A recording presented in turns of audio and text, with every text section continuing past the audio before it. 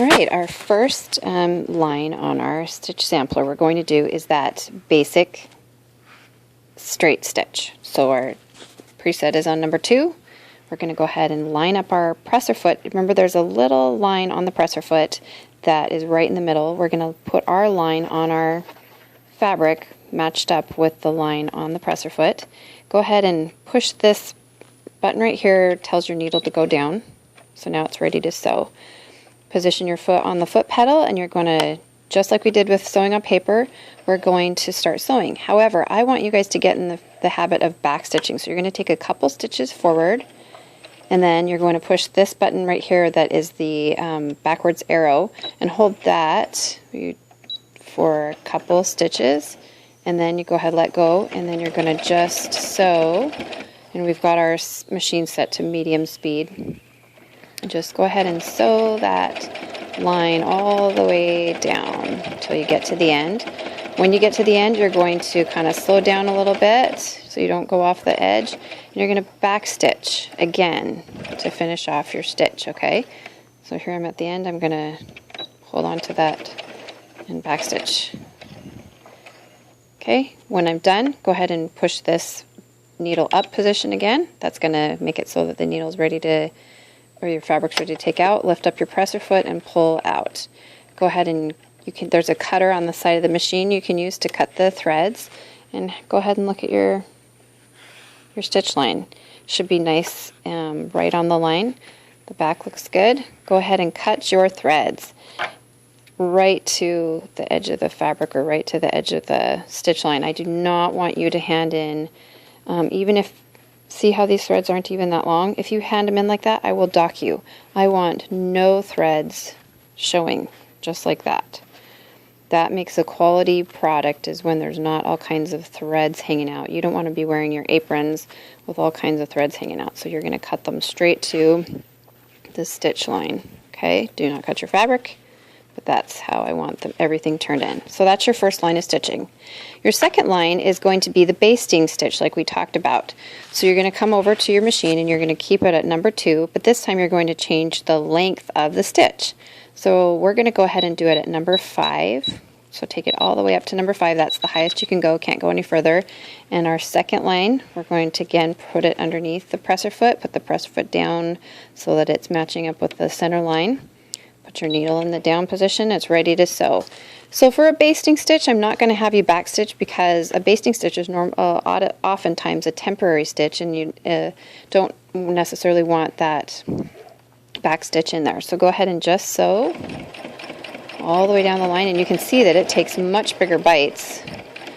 Sometimes it's a little bit harder to control because it's taking such big bites. So if you want to slow down, that's okay. Go ahead, go to the end. Don't worry about back stitching.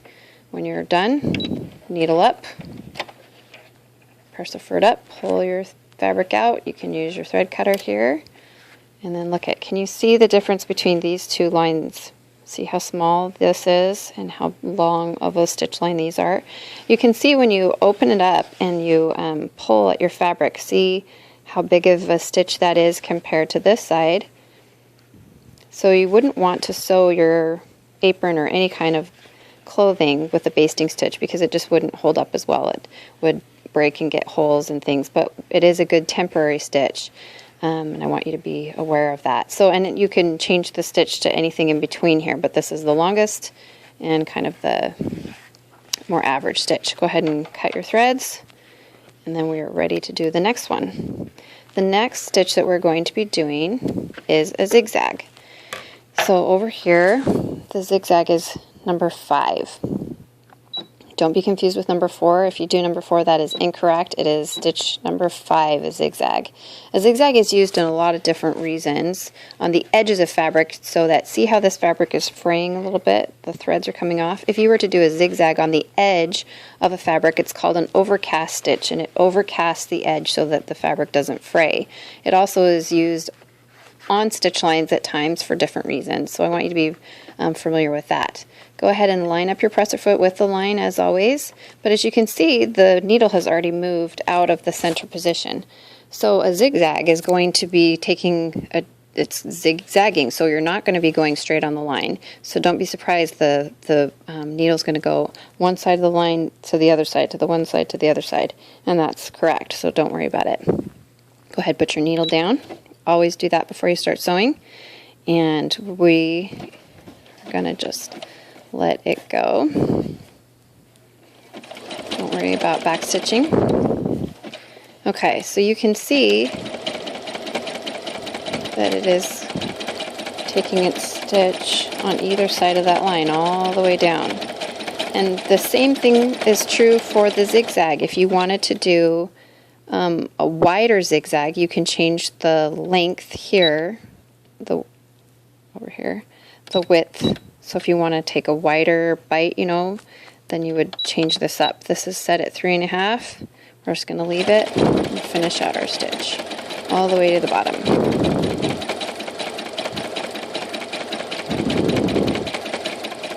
Okay, you can, when you're done, needle up, pull it off, cut your threads.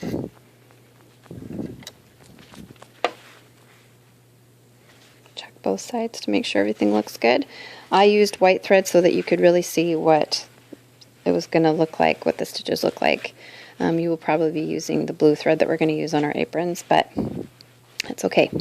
All right, the next one is that I want you to do is a stitch of your choice. So when you come over here, you have lots of stitches to choose from.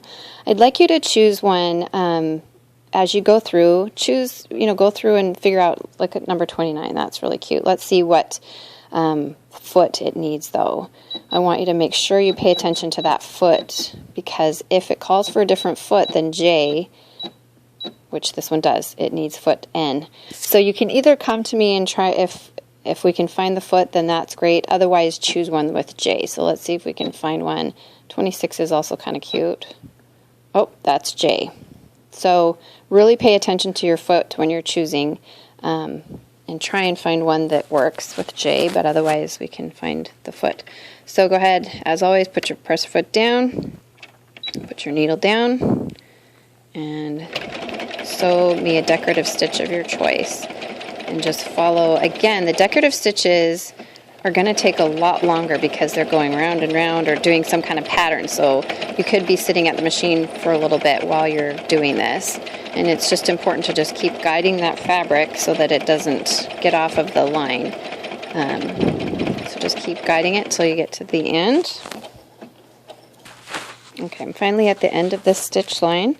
I'm going to put my needle up, press her foot up. There is my decorative stitch. It's a really kind of cool stitch. That would be, really fun on the edge of some kind of blanket or on the edge of a hem of jeans or something like that. That's kind of fun.